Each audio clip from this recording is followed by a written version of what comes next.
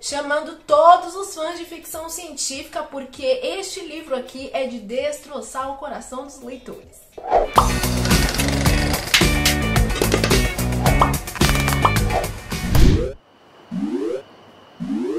Bom, hoje vamos conversar um pouco sobre Assim que se perde a Guerra do Tempo, que é o lançamento da Suma de Letras, uma ficção científica com romance sáfico, sim, porque estamos em obra. Só começando.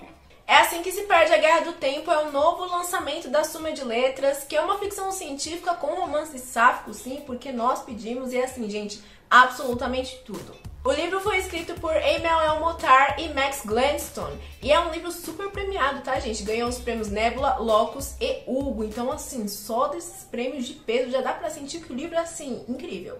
Nesse livro, então, a gente vai se deparar com a história da Red e da Blue, que vivem aí em facções rivais, onde travam guerras através do tempo e espaço. Eu sei que pode parecer um pouco confuso, mas calma que eu vou explicar. Viajando através do tempo, esses times conseguem garantir um melhor futuro para eles mesmos. Sim, exatamente isso. Só que durante uma dessas viagens do tempo, a Red encontra uma carta onde diz "queime antes de ler". E é assim que a nossa história começa, já nesse suspense todo. Eu que não sou uma leitora de ficção científica, fiquei bem confusa no começo, algumas partes eu tive sim que voltar, reler, pensar um pouco, porque é um livro que, apesar de ter uma narrativa muito gostosa, sim, ele é carregado de metáforas e eu arrisco dizer que a escrita é bastante poética.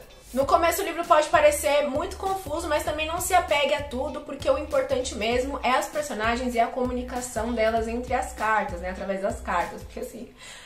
Gente, eu sofri demais nesse livro, meu Deus do céu.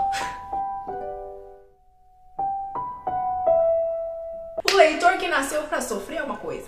Mas pra não ignorar totalmente a guerra e essas facções, né? Porque o que eu queria mesmo era ignorar, destruir, acabar com essa guerra do demônio, porque assim... Eu só sabia sofrer. Vamos falar um pouquinho então sobre esse sistema, como é que funciona um pouco as duas facções. Bom, a Red está na facção Comandante, que é uma facção bem tecnológica, digamos assim. Eles já acreditam mais na questão das máquinas, os corpos humanos se fundem com máquinas e tudo mais.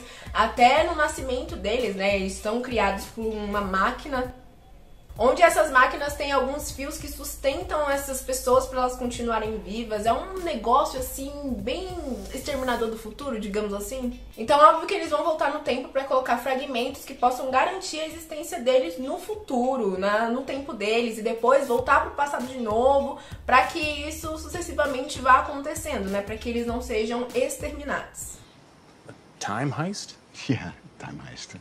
A facção da Blue é Jardim, onde eles já acreditam que essa conexão do ser humano com a Terra, com o universo, é o que vai garantir aí o futuro deles, é o caminho certo. Tanto que esses agentes são criados através de sementes, raízes e tudo mais. É uma coisa bem metafórica, assim, que a gente vai além da imaginação, mas é bem interessante. E eles também viajam no tempo para colocar fragmentos que possam garantir aí a existência deles por muito mais tempo. Só que essas facções, obviamente, como vocês já perceberam, têm ideias completamente diferentes e vão sim sabotar algumas das outras para que a existência delas não seja garantida no futuro, e aí cria toda essa guerra de muito tempo que a gente não sabe quando foi que começou e quando é que vai acabar, mas é uma guerra constante que até eles mesmos esquecem do porquê que estão guerreando há tanto tempo.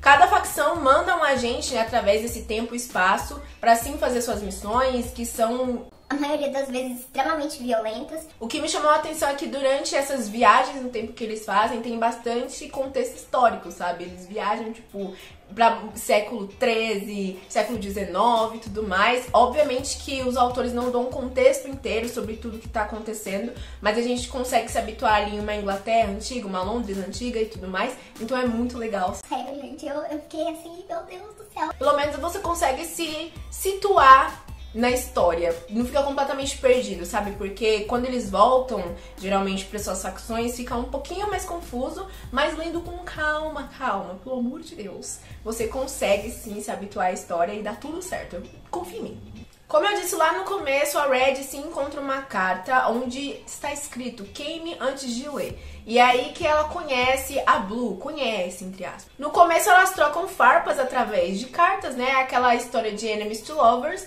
Mas no decorrer do tempo, com muitas conversas íntimas, digamos assim, elas dizendo muito sobre os sentimentos delas, sobre como elas viverem nessa guerra, como é na facção delas, como elas se conhecem muito mais, elas percebem que são muito semelhantes e algo desperta ali, uma paixão, um amor que vai fazer com que elas, gente, façam assim qualquer coisa pra se comunicar. É muito lindo, eu estou até aqui, ó, emocionada, porque eu literalmente terminei esse livro em prantos. Eu já disse que o livro é sáfico, né? Se eu não falei, me perdoem, mas o termo sáfico é utilizado quando existe romance entre mulheres. Então, assim, sim, esse livro é um romance entre mulheres, é assim, gente, é uma coisa linda demais. Pelo amor de Deus, eu só sabia sofrer, porque ao mesmo tempo que você lê o livro e você quer que as duas fiquem juntas, porque elas não se encontram, é muito raro. Elas não se encontram. Eu ia falar muito raro, mas elas não se encontram. E ainda mais um romance enemies to lovers, aquela coisa toda, e muitas coisas que fazem com que elas não se encontrem, porque obviamente elas estão em guerra, e facções rivais, que obviamente colocam coisinhas ali para que elas possam não existir no futuro. Então assim, tudo tá errado pra alguma coisa dar certo. Acho que a maior beleza do livro tá na Blue e na Red, em como elas vão ficando vulneráveis no decorrer da narrativa, sabe? Como elas vão falando sobre os seus próprios sentimentos, e sentimentos, como eu falei, da guerra, porque na verdade essas facções não se importam com elas. Elas são só uma coisa que eles podem descartar a qualquer momento. A própria Red diz que ela está lá guerreando, enfim, é uma soldada que está servindo sim o seu povo, mas que ela pode ser descartada a qualquer momento, que na verdade ela não vê a hora disso acontecer, porque na verdade ela só está nessa guerra pra morrer, porque a solidão é tanta que ela não aguenta mais. Na troca de cartas dá pra perceber a diferença ali, como as duas se comunicam. A Red é uma pessoa que já tem mais dificuldade em sentir, mas ao mesmo tempo ela é muito intensa, porque eu pensei que uma coisa ia acontecer primeiro com a outra, mas aconteceu com a Red mesmo, eu fiquei muito feliz com isso. Durante a troca de cartas dá pra perceber a vulnerabilidade de cada personagem. A Blue é uma personagem que sente muito mais, né, pelo fato de que tem essa coisa toda com um contato com a Terra, aquela ligação com o universo. A Red é muito mais aquela coisa de máquina, né, então ela esquece como é sentir fome, como é sentir, sabe, é tudo muito automático. E a Blue não, ela já é uma pessoa que já descreve muito mais.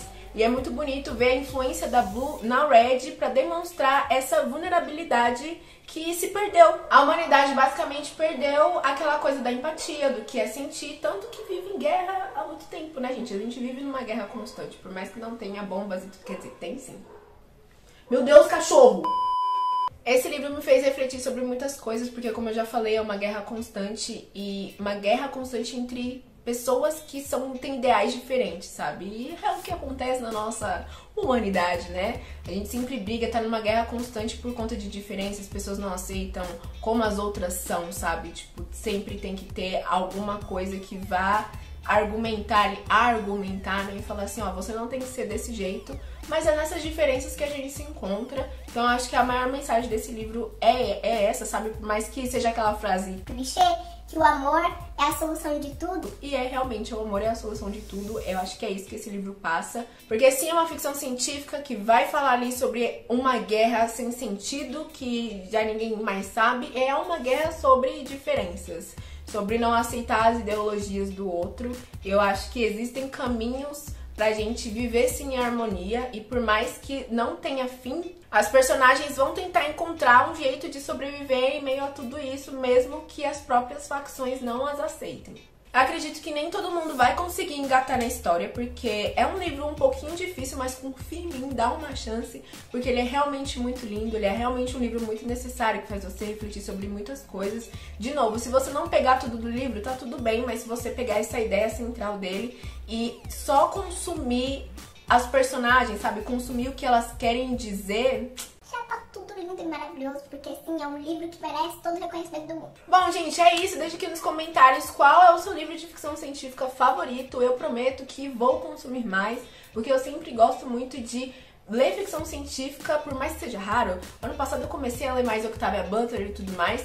Eu gosto de ler ficção científica porque é um livro que faz paralelo com a nossa realidade, muitos paralelos que fazem a gente ficar às vezes com muito medo, mas eu acho que é necessário para reflexão e muito mais coisa. Não esquece de assinar o canal e curtir esse vídeo. Um beijo e até a próxima. Tchau!